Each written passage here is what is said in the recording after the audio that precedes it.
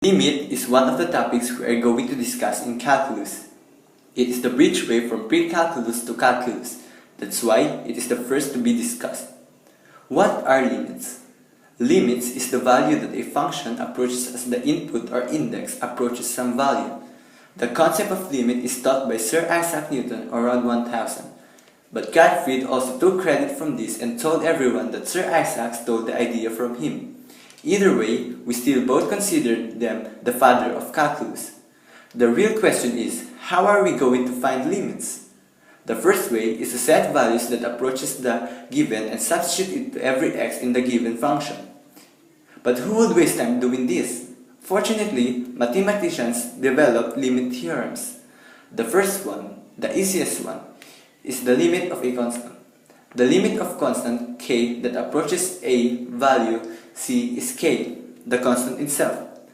The next one is the limit theorem for any positive integer. The limit of x raised to n, where x approaches c, is raised on. There is also a limit theorem for any constant k, where the limit of a constant times a function where x approaches c is k times the limit of the function. The next limit theorem is slightly different. Limit of a sum, where the limit of a function plus another function is just equal to the limit of the first function plus the limit of the second function. Limit of a difference, where the limit of a function minus a function is equal to the limit of the first function minus the limit of the second function.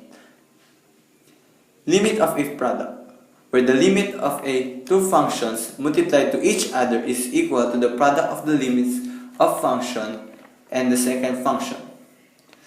Limit of quotient, where the limits of a function is divided to another function is equal to the limits of the two functions. The eighth theorem is the limit of f of x raised to n, where the limit is equal to the function itself but c is substituted to x. Lastly, the limit of n square root of f of x, where the limit of the function is equal to the function and c is substituted to x. Now, let's try to answer the example. First, what is the limit of 5 where x approaches 1? The answer is 5. What is the limit of x squared plus 2 where x approaches 3? Find the limit of x squared and the limit of 2, then add them both. The answer is 11. What is the limit of x cubed where x approaches 2? The answer is 8. What is the limit of quantity x minus 5 cubed where x approaches 1?